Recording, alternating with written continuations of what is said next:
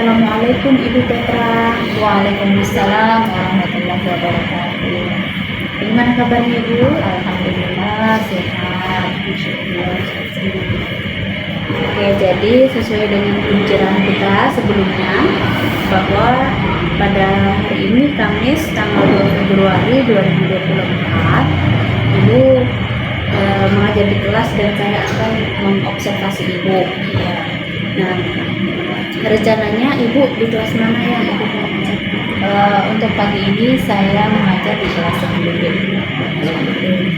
Jadi Ibu satu hari ini mengajar di berapa kelas? 4 kelas. Kelas. Jadi salah satunya yang di jam ke berapa ini? 45 ya? Jam ke 45 itu di 10B. Oke. Jadi saya catat di sini waktu percakapannya. Oke. Jam berapa sekarang? Jam 8.30. Oke. Jadi saya lakukan percakapan ini atau kita berbincang sebelum observasi. Itu tujuannya apa? Supaya nanti ketika saya observasi Ibu di kelas, kita tidak mengalami miskonsepsi atau kita sama persepsinya. Nah, biasanya kan kalau kita supervisi biasanya tiba-tiba saja yang supervisi langsung ada di kelas tanpa pemberitahuan atau sesuai jadwal saja dan biasa tiba-tiba. Ini tahapan observasi ini ada praobservasi, jadi percakapan kita itu namanya praobservasi. Kemudian nanti saya di kelas mengamati Ibu, itu observasi kelas. Jadi saya bertindak sebagai supervisornya Ibu.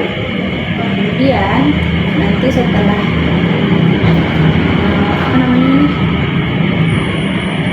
observasi di kelas, nanti kita berbincang kembali ya Bu. Yang akan saya tanyakan yang pertama adalah mengenai tujuan pembelajaran. Jadi tujuan pembelajaran Ibu yang akan Ibu laksanakan di kelas sebentar ini apa Ibu? Ya. Jadi tujuan pembelajaran saya untuk pagi ini untuk materi permintaan dan penawaran di sini tujuannya adalah bagaimana peserta didik itu mampu menganalisis pengaruh hukum permintaan dan penawaran terhadap perekonomian, serta peserta didik itu mampu menyajikan hasil analisis diskusinya tentang permintaan dan penawaran secara bergotong royong dan tentunya bernalar kritis. Oke, ya. Jadi kunci tujuannya itu. Jadi ada profil Pancasila. Kemudian Ibu mengharapkan anak-anak mampu memahami materi dan menganalisis tentang hukum permintaan dan penawaran. Oke, berkaitan dengan tujuan pembelajaran yang Ibu akan melaksanakan dan materi tentang ekonomi ini, kira-kira area pengembangan apa yang hendak Ibu capai? Jadi yang pertama karena di situ tujuan pembelajarannya bagaimana ada diskusi. Nah, jadi saya berusaha mengarahkan peserta didik bagaimana caranya supaya peserta didik itu mampu bergotong royong. Bergotong royong di sini maksudnya mereka berkolaborasi, kemudian bekerjasama dengan teman kelompoknya. Kemudian bernalar kritis ya tentunya dengan berbagai nanti kasus-kasus yang saya berikan kepada peserta didik. Nah, di situ bagaimana peserta didik nanti mampu menjawab kasus-kasus tersebut dengan mencari informasi, kemudian mengungkapkan solusi atau gagasan dari masalah-masalah tersebut. Oke, jadi singkatnya di sini yang ingin dikembangkan adalah sikap gotong royong dan bernalar kritisnya anak ya. Yang kedua tentang pembelajaran berdiferensiasi. Ya. Jadi penerapan pembelajaran diferensiasi ya. Kenapa Ibu ingin mengembangkan pembelajaran diferensiasi? Karena peserta didik di kelas ini kan daya tangkapnya atau gaya belajarnya mereka kan berbeda. Nah, jadi sesuai dengan asesmen awal yang saya lakukan, asesmen domestik yang saya lakukan, nah itulah maksudnya yang menjadi dasar saya kenapa saya menggunakan strategi diferensiasi ini, supaya peserta didik itu mampu mengembangkan bakatnya, atau peserta didik itu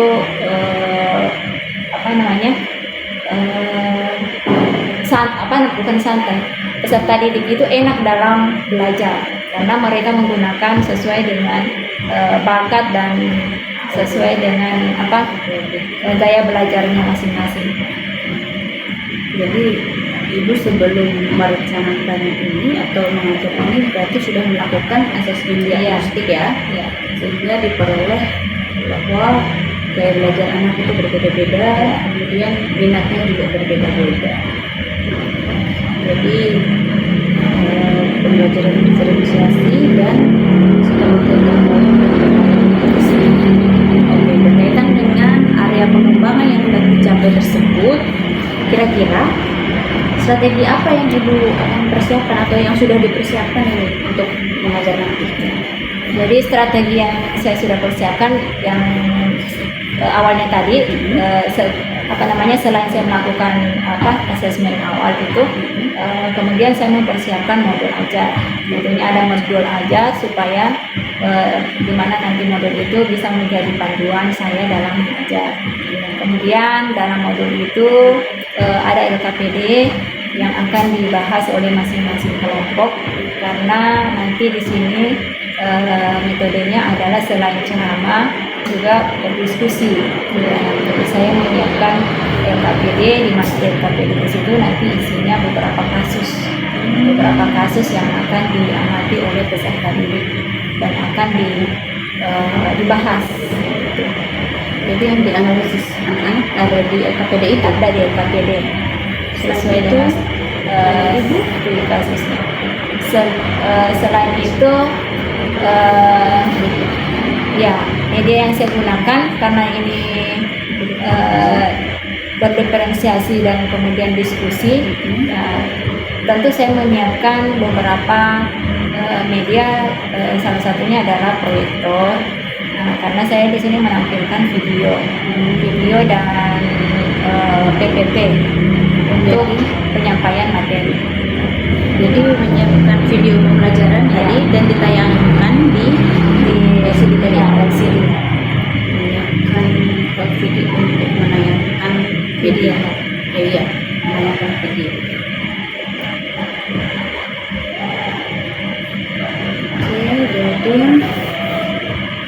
Jadi strategi yang Ibu persiapkan di sini sudah sangat luar biasa.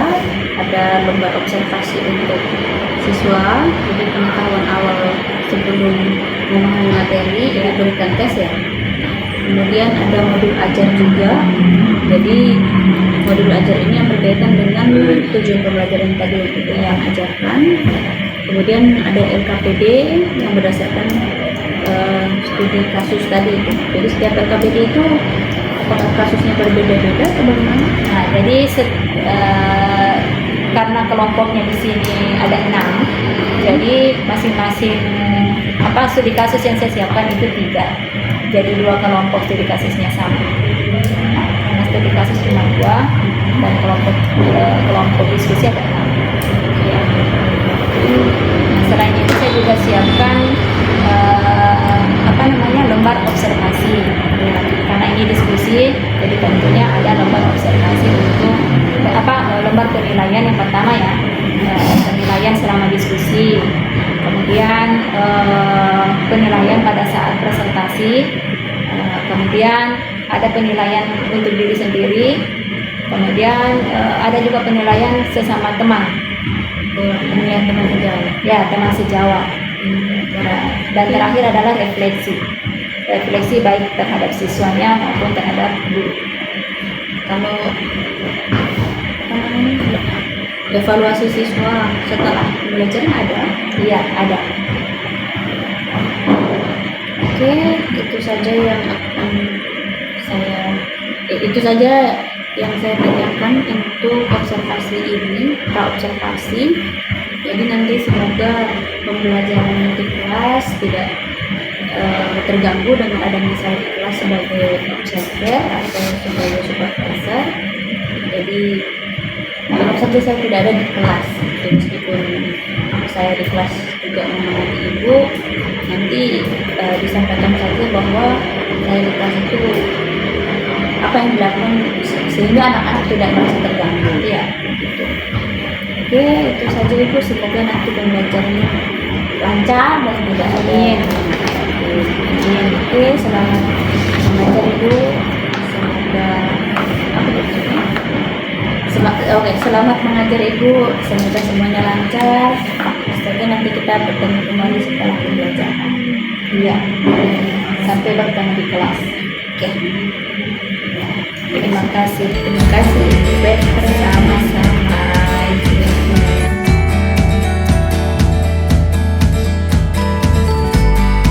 Assalamualaikum. Waalaikumsalam warahmatullahi wabarakatuh. Apa kabar? Baik. Alhamdulillah semuanya dalam keadaan sehat. Sebelum kita memulai pelajaran kita hari ini, Ibu mau mengecek kesiapan kalian. Bisa dicek diri masing-masing kesiapannya. Apa sudah siap untuk belajar? Iya. Alhamdulillah kalau sudah siap semua. Ibu absen dulu ya. Ibu absen dulu. Ada yang tidak hadir? Ada. Siapa yang tidak hadir? Iya, 2 orang. Iya. Siapa? Guru Kadia sakit. Kadia sakit dan Arya Putri izin. Jadi 2 orangnya yang tidak hadir. Sebelum kita belajar, marilah kita berdoa. Ibu minta 1 orang untuk memimpin doa. Silakan maju ke depan.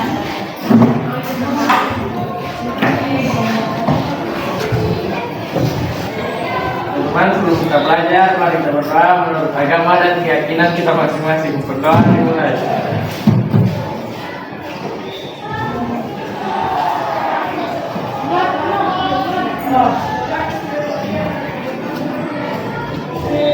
Berdoa selesai. Untuk pertemuan hari ini, kita akan belajar tentang permintaan dan penawaran. Cuma sebelum Ibu menjelaskan tentang permintaan dan penawaran, Ibu akan merefleksi kembali pelajaran minggu lalu. Mungkin masih ada yang ingat pelajaran minggu lalu, apa materinya minggu lalu? Saya Ya, silakan Delbert. ingat tentang pelaku ekonomi. Tentang pelaku ekonomi. Ada berapa pelaku ekonomi? 4. Ada 4. 1. Rumah tangga, konsumen atau rumah tangga keluarga. Yang kedua, rumah tangga perusahaan atau biasa disebut rumah tangga produsen. Yang ketiga, rumah tangga negara atau pemerintah. Kemudian yang keempat, rumah tangga luar negeri. Siapa yang pernah ke pasar? Apakah itu pasar tradisional ataukah pasar modern? Siapa? Oh, rata-rata sudah pernah ke pasar ya. Kalau kalian ke pasar, apa yang kalian beli sebagai konsumen? Membeli sembako, ada yang membeli kue. Penjual, karena di pasar kan juga ada penjual ya. Biasanya apa yang dijual oleh penjual? Apa? Sembako, beras, pakaian, sayur.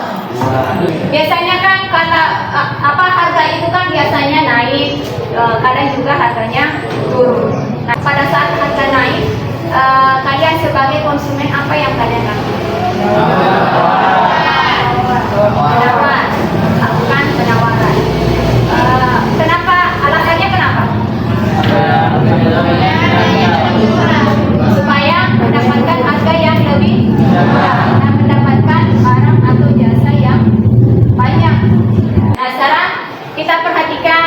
materi tentang permintaan dan penawaran. Silakan perhatikan slide. Ini materi tentang permintaan dan penawaran. Selanjutnya, tujuan pembelajaran. Jadi tujuan pembelajaran kita pada hari ini, pada pertemuan ini adalah bagaimana peserta didik itu mampu untuk menganalisis pengaruh hukum permintaan dan hukum penawaran terhadap perekonomian suatu negara. Setelah bisa menganalisis, kemudian siswa diharapkan mampu untuk menyajikan analisis terkait dengan diskusi yang akan diselesaikan nanti. Nah, itu ya tujuan pembelajaran kita pada pagi hari ini. Nah, ini ada 4 tabel, ada 4 indikator yang harus kalian kuasai. Yang pertama adalah kalian harus tahu apa itu permintaan dan penawaran. Jadi pengertiannya ya, definisinya. Kemudian yang kedua, bagaimana hukum permintaan dan penawaran. Kemudian yang ketiga, seperti apa itu kurva permintaan dan penawaran. Karena kurva permintaan dan penawaran itu berbeda. Beda ya. Kemudian yang keempat adalah faktor-faktor apa saja yang mempengaruhi permintaan. Selanjutnya kita lihat materi tentang permintaan dan penawaran. Nah, ini linknya Ibu sudah bagikan di grup. Silakan kalau ada yang mau buka di HP, silakan di HP. Kalau ada yang mau lihat di sini, dipersilakan. Sebelum kita memasuki materi bidang atau permintaan dan juga sumber atau penawaran, pernahkah kalian pergi ke supermarket, perbelanjaan, pasar, ataupun toko-toko besar lainnya, tapi toko kecil ataupun tempat-tempat penjualan, dan melihat toko-toko di sekitar kalian yang sangat menarik sekali? Menarik keinginan Anda untuk membeli. Misalnya ada toko baju menjual beragam baju yang sedang model-modelnya, kemudian ada tas misalnya, kemudian juga ada toko-toko makanan, food court biasanya kalau di mall ya, kemudian ada juga toko-toko minuman yang menjual beragam minuman dengan rasa-rasa yang enak. Setiap kita pergi ke tempat-tempat tersebut, misalnya mall, kita tidak harus membeli semuanya, bukan? Misalnya kita tadi melihat tas, melihat baju, nah itu kadang bisa menjadi daftar keinginan kita misalnya, atau wishlist untuk belanja kita. Nah, fenomena tersebut apa sih hubungannya dengan materi ini? Dari berbagai macam keinginan kita tadi, apakah setiap keinginan kita adalah permintaan? Nah, hal ini terjawab di pengertian permintaan itu tersendiri yang menyebutkan permintaan adalah keinginan yang disertai dengan kemampuan untuk membeli barang atau jasa pada tingkat harga dan waktu tertentu. Setelah mengetahui pengertian dari permintaan, kita lanjut ya untuk yang jenis-jenis permintaan. Jenis-jenis permintaan dibagi menjadi 3. Yang pertama ini ada permintaan efektif. Nah, permintaan efektif adalah permintaan yang disertai dengan kemampuan atau daya beli hingga terjadi transaksi. Nah, perlu digarisbawahi untuk permintaan efektif ini yaitu hingga terjadi transaksi. Jika belum terjadi transaksi, berarti belum termasuk ke dalam permintaan efektif. Apa yang bisa kalian ambil dari pemutaran video tadi? Mungkin bisa mewakili 1 atau 2 orang yang sempat diingat. Ini pertama permintaan itu berpengaruh kepada harga juga.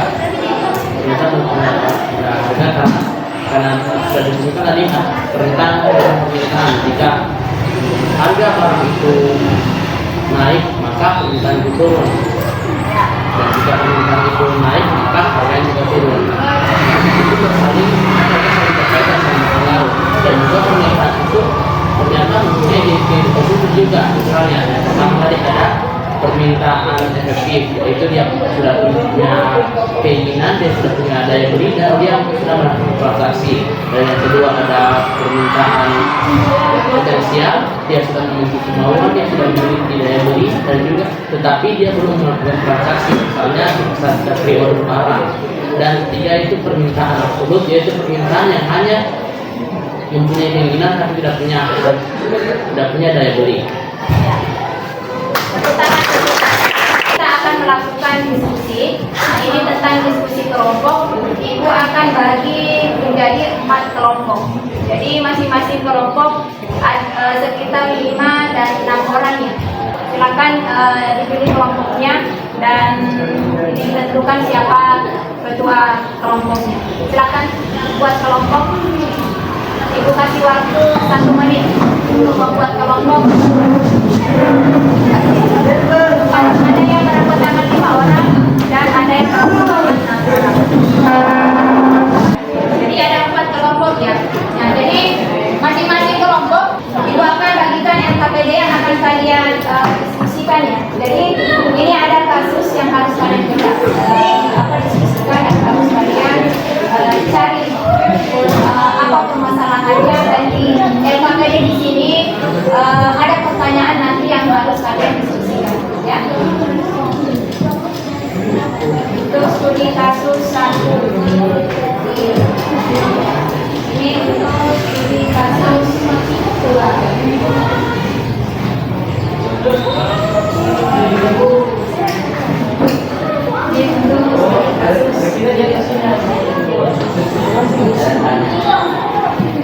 Silakan dilihat petunjuknya. Di sini ada petunjuk pengerjaannya dari LKPD kelompok, ada petunjuk pengerjaan, kemudian ada studi kasusnya. Jadi masing-masing kelompok beda studi kasusnya ya. Kemudian di akhir kasus di sini ada pertanyaan, pertanyaan yang harus kalian jawab, yang harus dipecahkan masing-masing, harus didiskusikan bersama kelompok. Di akhir artikelnya sudah dilihat semua. Setelah itu kalian jawab pertanyaan yang ada di belakang. Silakan. Ya, ada yang mau bertanya? Kenapa? Iya, di HP keluar presentasinya. Bisa menggunakan Canva, bisa juga pakai presentasi audio biasa. Masing-masing kelompok kan sudah ada tempat jawaban dipersiapkan. Ya, silakan didiskusikan.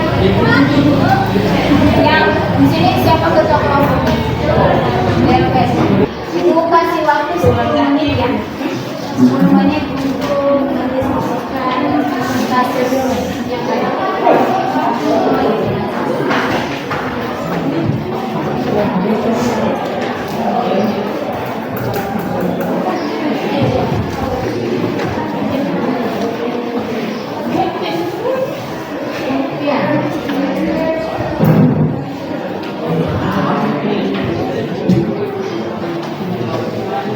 Permintaan dan penawaran.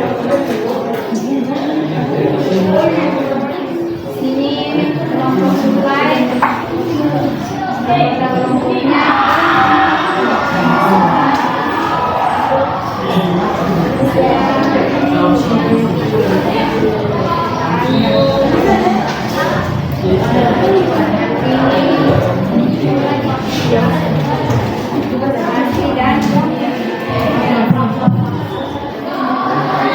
Silakan diperhatikan dulu.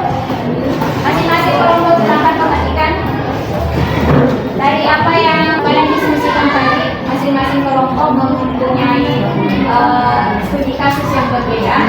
Ini nanti kita akan presentasikan di pertemuan berikutnya. Tentunya dari hasil presentasi kan nanti ada kesimpulannya. Jadi untuk lebih menguatkan hasil diskusi dan presentasi, kita akan lakukan lagi di pertemuan berikutnya. Apa kesan kalian dari materi kita tentang permintaan dan penawaran serta dengan studi kasus yang kalian diskusikan tadi? Menarik. Sekarang kita akan presentasi ya. Kita akan presentasi.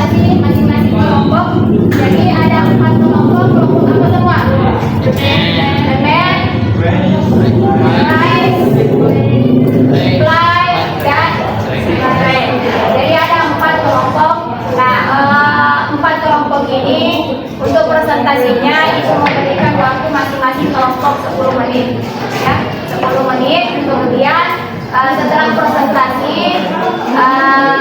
nanti ada sesi tanya jawab, jadi silakan nanti bagi kelompok lain yang ingin bertanya dipersilakan, dan masing-masing kelompok untuk maju mempresentasikan diwakili saja ya, diwakili 2 orang saja buat kelompok. Itu ya, bisa dipahami? Jadi kita mulai ya, kita ajak siap-siap. Di sini sudah ada 4 kelompok, siap-siap siapa yang melakukan presentasi pertama.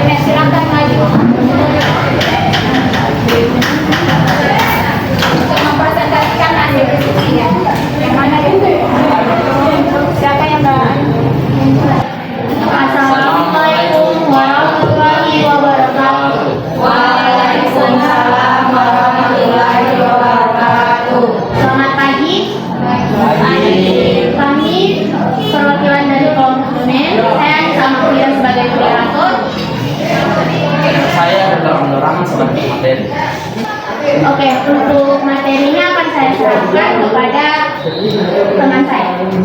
Oke, materi yang kami sudah diskusikan tadi tentang 4 pertanyaan mengenai kasus yang sudah diberikan kepada kami. Menurut saya ketahui, konteks dari kasus kami adalah di artikel tersebut dibahas tentang kenaikan harga minyak goreng setelah kelangkaan. Setelah kelangkaan minyak goreng sudah tidak menjadi masalah. Nomor pertama, pertanyaannya, faktor-faktor apa saja yang menyebabkan permasalahan kenaikan harga minyak goreng di Indonesia? Faktornya yang kami dapat yaitu yang pertama, penimbunan minyak goreng eceran yang membuat harga minyak goreng naik biarpun sudah ada di persoalan, dan kedua, subsidi yang tidak merata dari pemerintah. Lalu kita lanjut ke nomor 2. Apakah permintaan minyak goreng yang tinggi akan mempengaruhi penawaran? Jelaskan. Jawaban dari kami adalah tentunya tingginya permintaan dari minyak goreng akan berpengaruh pada penawaran. Sebab jika permintaan makin tinggi, maka penawaran dari minyak goreng tersebut juga akan meningkat. Lalu nomor 3, solusi apa saja yang dapat dilakukan pemerintah untuk mengatasi permasalahan kenaikan minyak goreng? Jawaban kami, pertama, melakukan subsidi yang aman. Yang kedua, mengontrol penjualan dan pergerakan supaya tidak ada penjualan merata dan tidak ada terjadi kecurangan. Dan terakhir utamanya yaitu mencegah penimbunan minyak goreng supaya tidak ada kenaikan harga yang drastis. Lalu terakhir adalah nomor 4. Apa saja upaya masyarakat Indonesia dalam menghadapi kondisi kenaikan harga minyak goreng saat ini? Yang pertama yaitu menggunakan minyak goreng sepenuhnya dan tidak boros. Yang kedua, tidak melakukan pembelian yang berlebihan agar masyarakat yang lain bisa mendapatkan minyak goreng tersebut. Dan yang ketiga, jangan adanya minyak goreng kita jadi ajang untuk cari untung karena harganya sudah tinggi. Kurang dari kami membuka tanya jawab jika ada pertanyaan. Silakan bagi kelompok yang lain jika ada yang perlu dipahami atau mungkin ada saran yang akan diberikan kepada kelompok domain, silakan dari kelompok lain biar siap-siap dengan kelompoknya. Silakan angkat tangan kemudian sebutkan nama ya bagi kelompok bagi siswa yang akan bertanya. Silakan ya.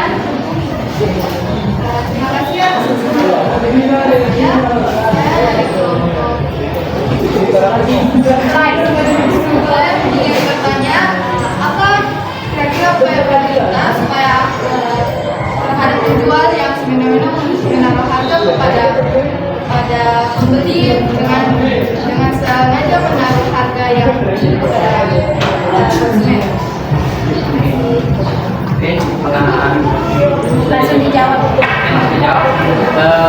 Pemerintah, hal yang bisa dilakukan pemerintah kami juga sudah sedikit menyinggung tentang itu tadi, mengontrol penjualan dan pergerakan.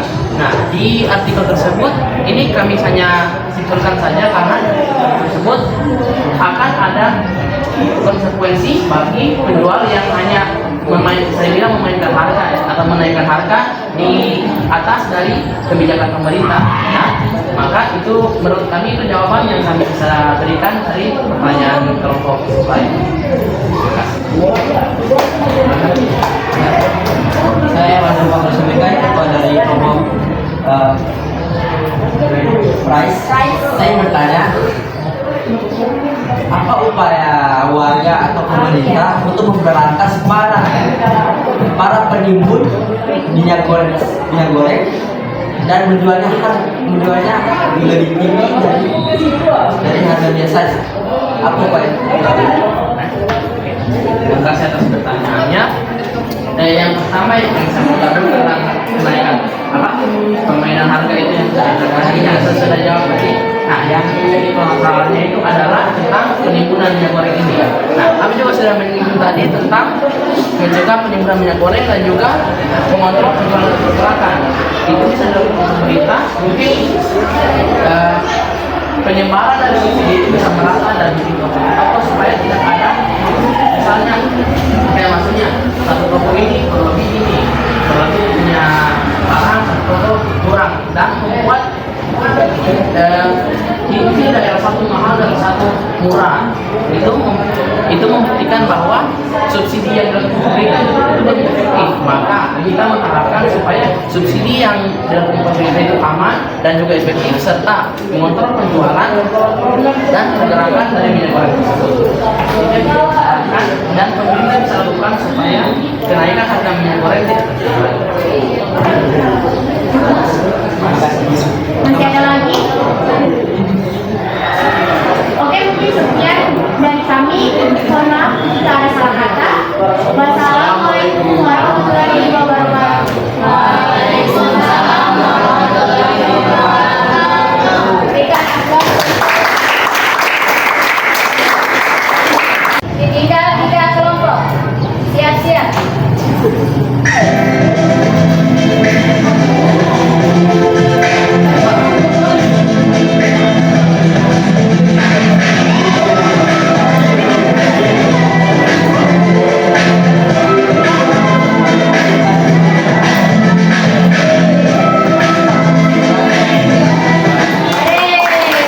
Assalamualaikum warahmatullahi wabarakatuh.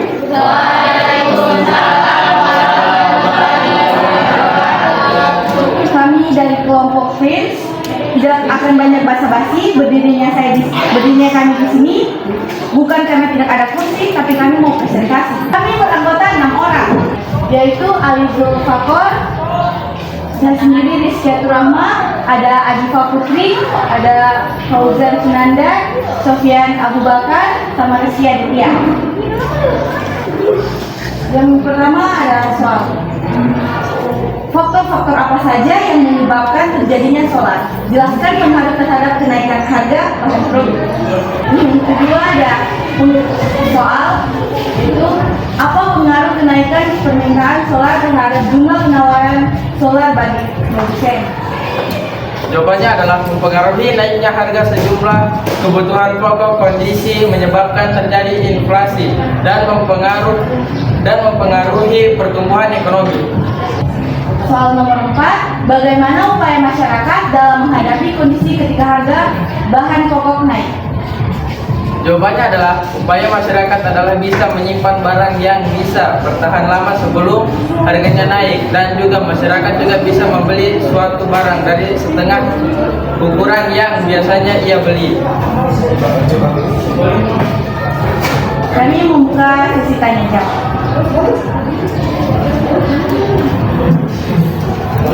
Assalamualaikum warahmatullahi wabarakatuh. Waalaikumsalam. Warahmatullahi wabarakatuh. Saya Lucia Nagla Putri dari kelompok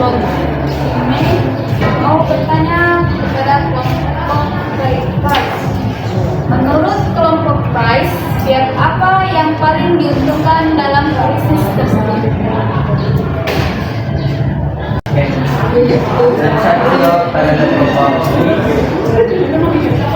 saya paling diuntungkan di masalah ini ialah kelompok produsen. Kenapa bisa begitu? Karena produsen bisa memproduksi soal tersebut, tapi tidak untuk menyelenggarakan produk tersebut. Jadi dia hanya menerima uang dari penjualan tersebut, tapi dia tidak tahu kalau di balik tersebut ada perhitungan atau apapun yang dari belakangnya. Oke, kami menutup sesi tanya jawab. Jalan-jalan ke Amerika, pulangnya beli gutai. Terima kasih atas perhatiannya. See you next time. Sekian dari saya. Assalamualaikum warahmatullahi wabarakatuh.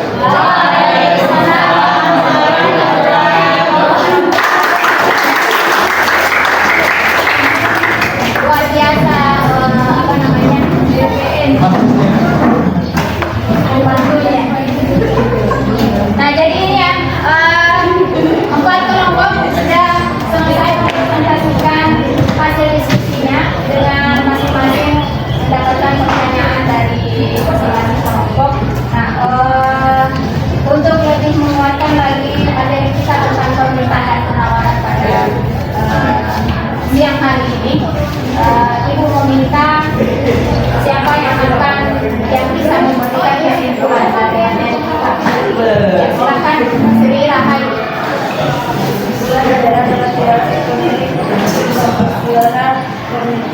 Permintaan adalah sejumlah barang yang akan dibeli atau yang diminta pada tingkat harga tertentu dan waktu tertentu.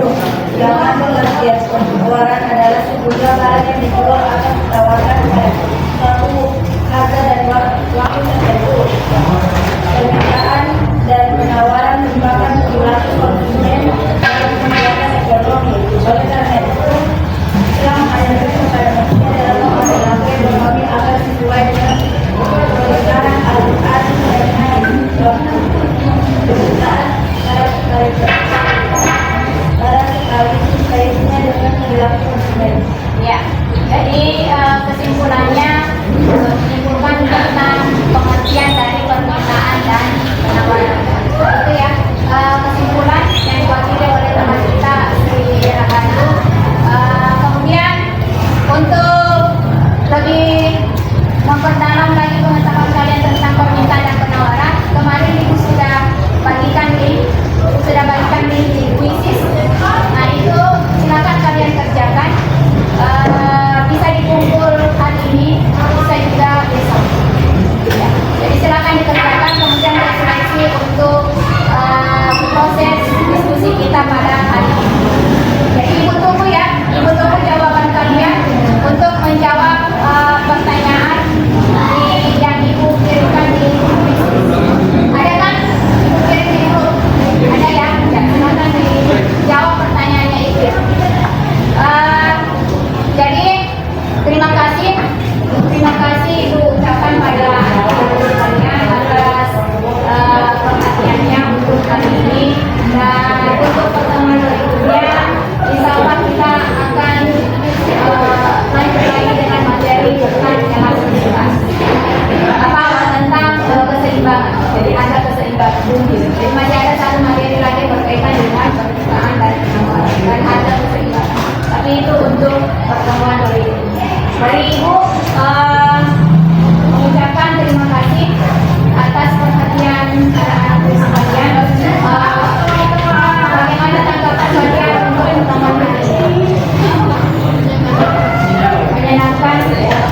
Ada hal yang baru? Ada banyak ya. Jadi Ibu akhiri ya. Ibu akhiri dengan ucapan hamdalah.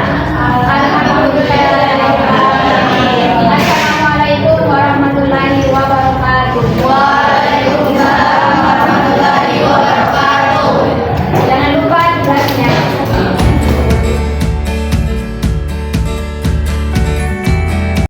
Assalamualaikum warahmatullahi wabarakatuh. Waalaikumsalam warahmatullahi wabarakatuh. Dan selamat pagi. Selamat pagi. Baiklah, pada pagi hari ini kami akan melakukan percakapan pasca observasi atau percakapan coaching untuk supervisi akademik. Sebelumnya perkenalkan, nama saya Mika Rima Indriati bersama rekan saya Ibu Petrawati, ditemani juga oleh pengajar praktik saya Bapak Norsan SPD. Percakapan hari ini adalah kelanjutan dari percakapan sebelumnya atau pengamatan observasi kelas yang sudah saya lakukan. Percakapan pasca observasi ini saya lakukan bersama pengajar praktik saya sebagai tugas untuk aksi nyata coaching untuk supervisi akademik. Mari kita simak bersama percakapan pasca observasi hari ini. Baik Ibu Petrawati, saya akan mulai percakapan. Sebelumnya, bagaimana kabarnya Ibu hari ini? Alhamdulillah sehat. Bapak juga sehat? Oke. Setelah melakukan observasi di kelas Ibu, bagaimana perasaan Ibu terkait dengan jalannya observasi kelas yang sudah berlangsung? Ya, jadi perasaan saya pada saat observasi berlangsung, awalnya perasaan saya agak tegang karena ini hal yang baru bagi saya, di mana pada saat saya sementara atau dalam proses pembelajaran dihadiri oleh guru lain. Tapi dengan seiring berjalannya waktu, alhamdulillah perasaan yang tadinya tegang itu sudah mulai bisa diatasi. Jadi apa yang menyebabkan Ibu tegang? Kan sebelumnya pernah diobservasi juga oleh kepala sekolah. Yang membuat saya tegang ya karena mungkin tidak terbiasa ya dalam proses pembelajaran itu diamati oleh orang lain, karena kebiasaan kita ya hanya saya dan peserta didik, tapi ini ada ibu yang mengobservasi saya pada saat saya melakukan pembelajaran itu. Jadi ketika pembelajaran di kelas diamati guru lain itu tidak terbiasa, ya, belum terbiasa. Oke, kalau berkaitan dengan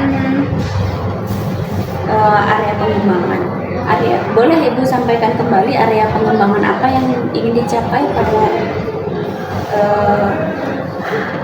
observasi kelas kemarin atau pembelajaran berlangsung? Area pengembangan di sini pada proses pembelajaran saya untuk kali ini kemarin itu ada 3. Yang pertama adalah sikap gotong royong dan bernalar kritis. Kemudian yang kedua penggunaan model PBL. Kemudian yang ketiga adalah penerapan pembelajaran berdiferensiasi.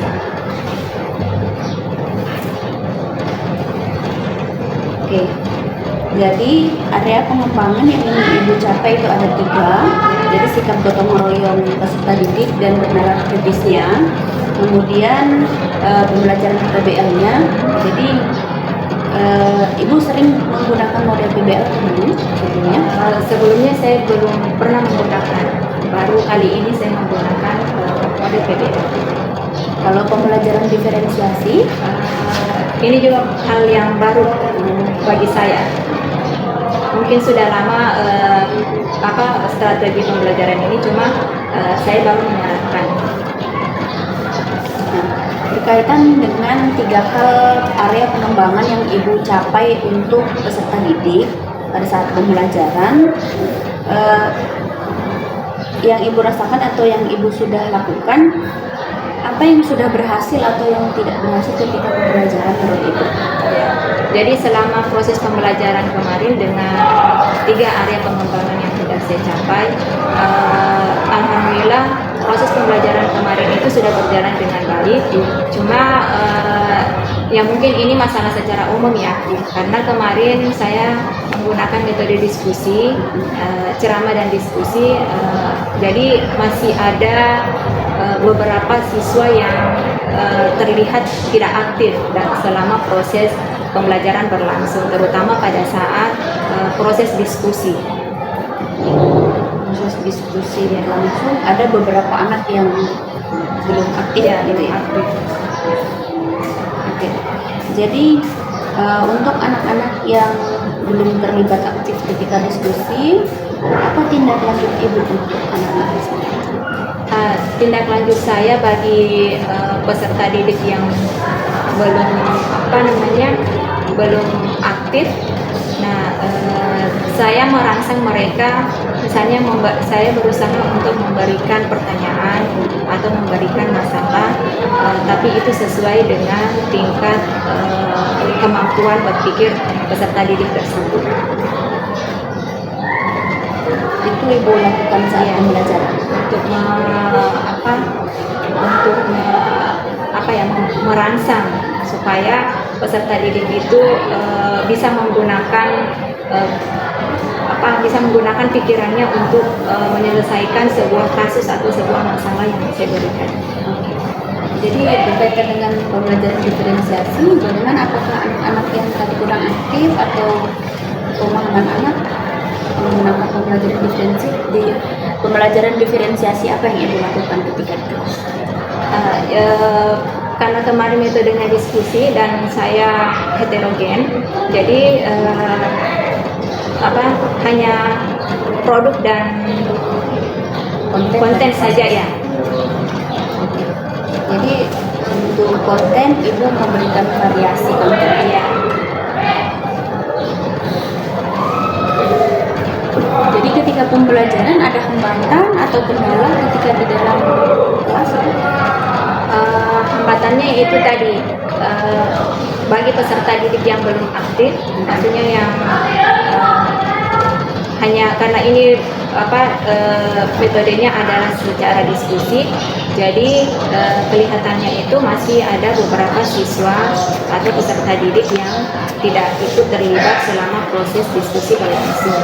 Kemudian setelah itu pada saat proses presentasi, nah itu hanya beberapa orang saja dari beberapa kelompok itu yang kelihatan aktif, karena peserta didik yang tidak aktif itu ya mereka masih merasa minder atau tidak pede untuk mengungkapkan apa yang mereka ketahui, karena mungkin tidak terbiasa berbicara di depan teman-temannya atau mungkin tidak yakin dengan jawabannya.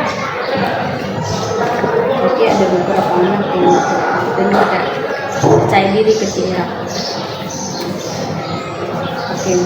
Jadi untuk rencana selanjutnya untuk meningkatkan anak yang kurang percaya diri, kemudian anak-anak yang ketika berdiskusi belum aktif, jadi rencana pengembangan diri apa yang akan Ibu lakukan untuk pembelajaran selanjutnya, sehingga bisa nanti anak-anak yang kurang aktif diskusi misalkan atau tidak percaya diri itu bisa terlibat. Jadi ini nanti akan saya catat di bagian lembar rencana pengembangan diri Ibu. Jadi ada berapa aktivitas pengembangan yang akan Ibu lakukan? Yang pertama, aktivitas yang ingin saya lakukan adalah tentang kegiatan pendahuluan, seperti yang telah saya buat di modul. Yang pertama adalah kegiatan pendahuluan. Kemudian yang kedua adalah tentunya saya harus menguasai materi yang akan saya ajarkan. Kemudian yang ketiga, dengan materi yang saya ajarkan saya harus menerapkan strategi apa yang cocok untuk materi tersebut. Strateginya. Kemudian karena ini berdiferensiasi, jadi saya menerapkan pembelajaran berdiferensiasi dengan pendekatan KSE. Dan yang terakhir adalah kegiatan penutup. Oke, dari beberapa area yang pengembangan ini, kalau yang pendahuluan kira-kira yang ingin dicapai apa? Yang ingin saya capai pada kegiatan pendahuluan yaitu karena kemarin pada saat proses pembelajaran saya berlangsung itu saya tidak memberikan ice breaking, makanya pada saat itu ya mungkin peserta didik untuk sesi pendahuluan itu belum terlalu bersemangat. Jadi untuk semangatnya ibu kasih ice breaking Ya, gitu ya, ice breaking memberikan ice breaking. atau memberikan motivasi yang lebih baik lagi. Untuk yang strategi mungkin ibu mau cari strategi tertentu atau gimana bu? Nah, strategi yang saya lakukan yaitu melaksanakan pembelajaran sesuai dengan kompetensi yang ingin saya capai. Seperti apa? Misalnya sebelum mengajar, guru mengkondisikan siswa dengan baik, karena di kegiatan pendahuluan ya harus dikondisikan lebih dahulu. Kemudian tentunya menggunakan strategi pembelajaran yang bisa menarik minat siswa untuk belajar. Oke, untuk yang diferensiasi dan KSD, bagaimana penerapannya atau tujuan yang hendak dicapai? Tujuannya di sini adalah karena dia berdiferensiasi, jadi mengharapkan mencapai konten. Jadi berdiferensiasinya itu pada konten, kemudian bagaimana prosesnya, kemudian bagaimana proses yang dihasilkan pada saat setelah melakukan pembelajaran. Nah, untuk yang kelima tujuan yang hendak dicapai, kira-kira kalau yang pertama tadi ukuran keberhasilannya, melihat bagaimana keaktifan atau bagaimana antusias peserta didik dalam belajar. itu menjadi ukuran keberhasilan. Ya, bagaimana semangat siswa.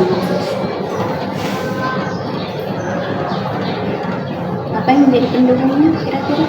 Tentunya kalau untuk menarik minat siswa untuk belajar ya tentu harus memberikan kayak misalnya menampilkan berbagai video pembelajaran yang lebih menarik, atau mungkin memberikan PPT-nya yang lebih menarik. Berkaitan dengan rencana pengembangan diri yang ibu akan lakukan dan yang sudah ibu rencanakan sebelumnya, apa komitmen ibu untuk melaksanakan rencana pengembangan diri? Komitmen saya berusaha untuk lebih baik lagi dari pembelajaran yang sudah saya lakukan sebelumnya, karena untuk seorang guru ya harus lebih baik lagi dalam proses pembelajaran supaya peserta didik nantinya itu lebih tertarik untuk belajar. Jadi bisa lebih baik lagi. Dan kira-kira kapan ini akan direncanakan? Insya Allah dalam waktu dekat, mungkin karena ini bulan puasa, dan mungkin setelah bulan puasa. Jadi berkaitan dengan perencanaan ini, mungkin kita bisa sama-sama diskusi lagi tentang pembuatan atau sama-sama kita buat RPP tentang diferensiasi dan kombinasi KSE. Jadi nanti kita bisa kolaborasi untuk sama-sama membuat. Jadi berkaitan dengan komitmen dan tanggung jawab ibu untuk merencanakan dan aktivitas pengembangan. Nah, kira-kira pembelajaran apa yang ibu bisa ambil dari diskusi yang kita lakukan ini? Pembelajaran saya sangat bersyukur dengan adanya program CDP ini, karena sebelumnya ketika akan diobservasi itu tidak ada pra observasinya, jadi tiba-tiba langsung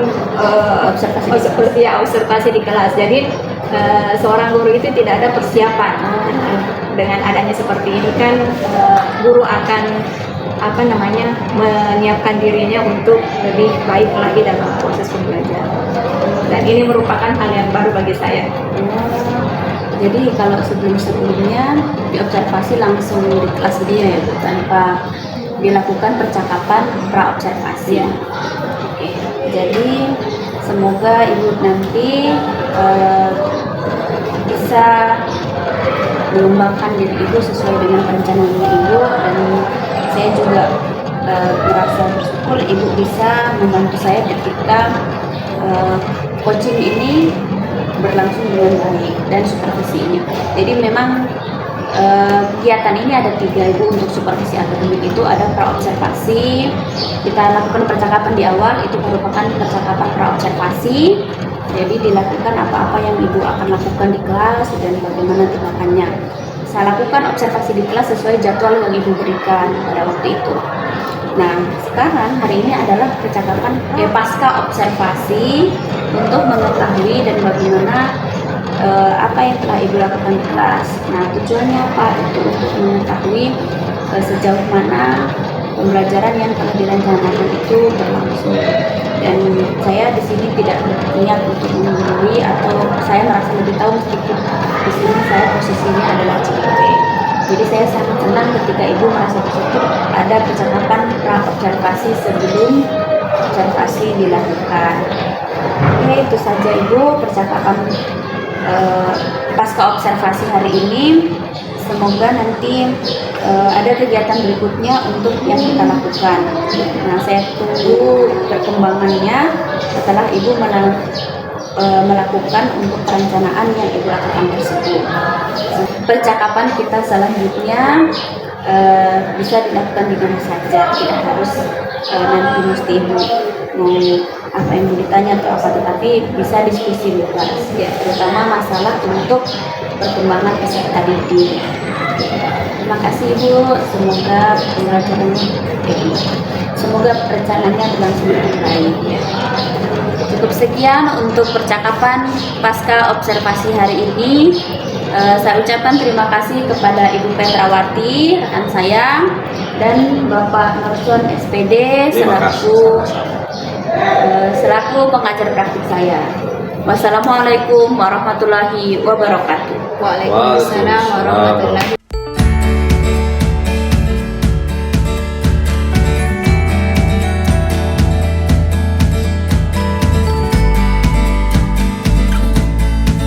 Ya, baik rekan-rekan CGP yang saya hormati, tadi kita sudah menyaksikan bagian dari rangkaian kegiatan observasi pembelajaran yang dilaksanakan oleh CGP Ibu Diterima. Ya, kegiatan ini merupakan kegiatan supervisi praktek pembelajaran yang dilakukan oleh CGP terhadap rekan sejawat. Kegiatan ini didahului dengan kegiatan pra-observasi, kemudian kegiatan observasi yang dilakukan di kelas, dilakukan oleh CGP bersama rekan sejawat, dan dilanjutkan dengan kegiatan percakapan pasca observasi. Nah, apa yang kita saksikan dalam tayangan tadi merupakan bagian dari percakapan pasca observasi. Nah, untuk itu saya menyampaikan penghargaan atau apresiasi yang luar biasa kepada rekan CGP, dalam hal ini Ibu Diterima, yang sudah melaksanakan coaching untuk supervisi akademik bersama dengan rekan sejawat pada kesempatan ini. Dan tentu yang menjadi harapan saya sebagai pendamping pengajar praktik, kiranya ke depan apa yang sudah dilaksanakan hari ini akan terus dikembangkan dan secara konsisten. Apa yang sudah diperoleh melalui program guru penggerak ini, khususnya terkait dengan keterampilan coaching ini, akan terus dikembangkan oleh CGP atau Ibu Diterima. Sukses selalu ke depannya, dan ya, sukses ke depannya, dan tetap semangat sampai pada saatnya bisa menyelesaikan program calon guru penggerak angkatan 9 Kabupaten Kota. Luar biasa, semangat. Terima kasih.